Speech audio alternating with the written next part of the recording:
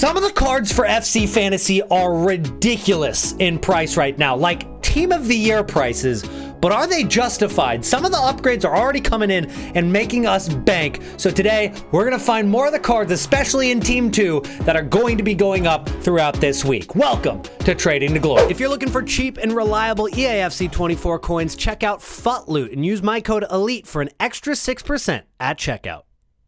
What is going on, everybody, and welcome back to a brand new video on the channel. Today we are going to be talking about some of the cards that have already been making us a lot of profit and the cards that are going to be making us a lot of profit throughout this week, pretty much all based on FC Fantasy. And right now my internet is not doing too well, so if we get kicked out of the EA servers randomly, that's why. But let's go ahead and take a look at some of the investments that we made in the last video. If you guys have been subscribed to this channel, hopefully you guys have made some investments already in some of these cards, some up over 100,000 coins per card. And well, we got quite a few of them. First up is Nathan Tella. We bought these cards a couple weeks ago and they almost doubled in price, so we will take that. But the next card that is working out very, very well for us is Lacazette. We have 5 of them here. I have 1 in my squad currently playing. I also have 1 Konate currently playing. We got this card for 400,000 coins. I actually got 1 of them or 2 of them for less than 400k. I think the one in the squad is like 380,000 coins.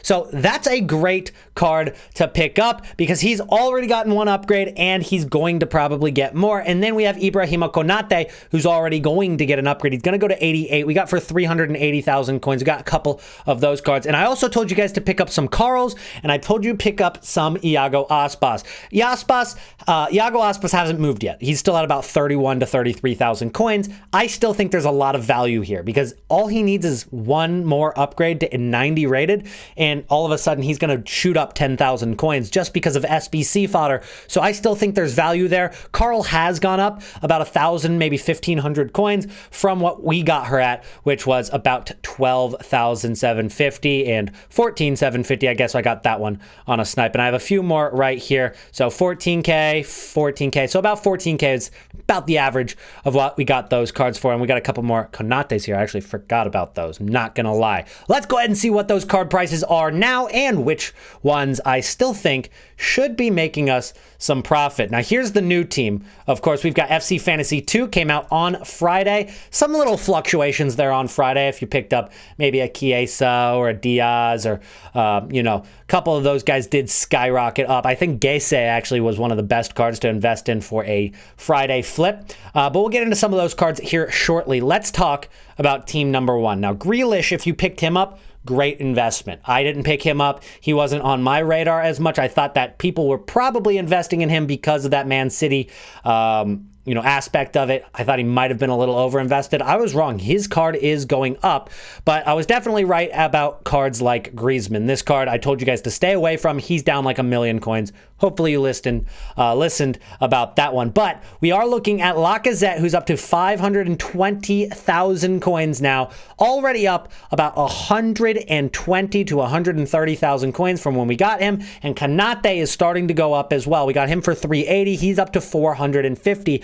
And, well, if you take a look at how these cards get upgraded, well, you look at this Konate, who's got a clean sheet, but Liverpool won their first game. So in their next match, which I believe might actually be Man City, do not be surprised if that is completely wrong. But if they do win 1 more of their 3 next matches, he's going to get another upgrade. Plus, Konate did get an appearance in his first game, so he's likely to probably get those 3 appearances. Now, who knows if they're going to get 11 club goals? I think that is a lot, so maybe they don't get that. But there's a solid chance that this Konate ends up being a 90 rated card. And you're looking at a card that's already pretty good in game. I think that if you gave this card a +3, you're looking at one of the better center backs in the game. I still think there's some value here at 440k. Now, of course, it's 60k above what we bought in last episode, but I do think it'll go higher. So if you have him, hold, and if you want to maybe take a punt, I do think he will go higher. But there are some other options that haven't gone up in price yet, and I know a lot of you guys are like me. Once a card starts rising in price, it's not as fun because you didn't get in at the perfect time, even if you are making a lot of coins. And then Çalhanoğlu, it's a surprise one because he's not going to get the 3 appearances and he's not going to get the goal or assist, but he did get the 2 wins, so he's going to go to 89 rated, and it looks like Inter Milan is one of the more likely teams to get the 11 club goals.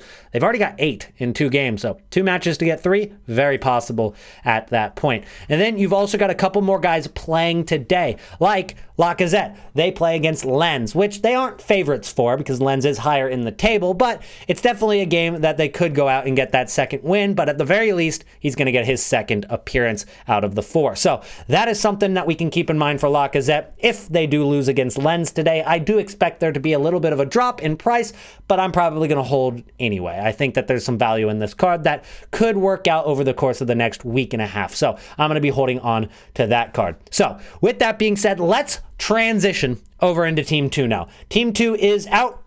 And Team 2 is expensive. Team 2 has some prices on here that are ridiculous. Like Ousmane Dembele, 7 million coins for that card right now. But is it justified? Is this card worth 7.9 million coins? Do not buy for 7.9 million coins. It's just really late at night. There's not a lot of cards on the market. 6.6K or 6.6 mil was what he was at yesterday at his lowest point. You've got a card that's absolutely cracked and could get more upgrades. The only problem with this is very similar to that Griezmann. It's the fact that you're looking at a card that is millions and millions and millions of coins, and March as a whole isn't really that nice to very high-rated meta cards in price. The ones that already exist in the game, like Icons or Team of the Years, are probably going to start going down sometime soon. Not going to be like some huge crash out of nowhere, so don't panic sell. But if you've got any really big cards that are worth over 2 million coins in your club, it might be a good time to sell here soon, because I do expect that as we get further into March, not only are we going to see more and more cards of this stature, you're going to see more and more cards that are absolutely unreal, but you also get closer to Team of the Season. And that's the next big time in which the power curve changes. So once that power curve changes, you're going to see a lot of the cards that are probably God tier in the game right now, they kind of go down a level as Team of the Season ends up replacing them. Team of the Season not only has a lot of demand and they're very good cards, but the big difference between Team of the Season and Team of the Year is that Team of the Season has supply. There will be Team of the Seasons on the market. There will be opportunity to pack those cards, and that really didn't exist for Team of the Year. So the prices you see for Team of the Years could definitely be affected by that, and especially when you consider Team of the Year cards, some of those guys will end up getting Team of the Seasons. What EA have done in the past is they've actually made Team of the Season cards higher rated than the Team of the Year card. I don't personally agree with that aspect of Team of the Season versus Team of the Year at all. That's what they've done for the past few years, so be very careful if you have any of those cards, because if, for example, De Bruyne gets an upgrade and then gets packed a ton during Team of the Season, of course he's going to go down in price, but we'll talk about that a little later on. Here are some of the cards on this team that I think are very good and have a lot of upside to their card. Well, Maatsen is one of them. He's a card that's already got a clean sheet with Borussia Dortmund. They won 2-0 in the first match with Borussia Dortmund, and so he's going to be getting an upgrade from 87 to 88. Currently, I don't think his card is absolutely spectacular, but when you're looking at a card that's only 62,000 coins, there's a lot of upside with this card. He gets one upgrade, all of a sudden he's in the mid-90s with pace, and he's starting to compete with other defenders with that defense and physicality, especially with the jockey and anticipate playstyle. With that dribbling and agility and all of that, it could end up being a very, very good left back in the game. And, well, we're seeing a little bit of a switch in meta.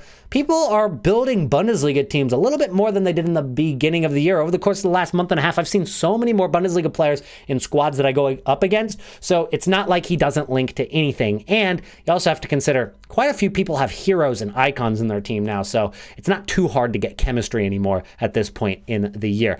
Then I'm looking at this team, but I'm also saying I think we wait one more day for these cards to hit a lower point, because, well, you look at cards like Chiesa and Diaz and they look great, but a lot of these guys do actually play today. Not Luis Diaz, but a lot of these guys do play today on Sunday. So waiting until that game's over is probably a good idea, because if you compare that to last week with Politano, who played his first game on that weekend right after it got released, well, you saw his game, they end up losing. And so it was a lot more beneficial for you to buy on Monday or Tuesday for about 20 to 23,000 coins coins. And, well, he did spike back up. And Politano, by the way, could go much higher with Napoli as well. So this is a card, 40K, already doubled in price, probably going to go higher as well. Not a bad investment. But there are a couple more cards on team number 1 that are pretty much guaranteed profit. And that's because when you look at the cheapest cards in the game for SBC fodder, you look at 88 rated. Right now they're about 19K. And 89s are about 30K. So if you have an 88 rated card that is an FC fantasy player, well, most of these cards are going to get upgrades eventually. And so you're looking at some of these fodder cards, right?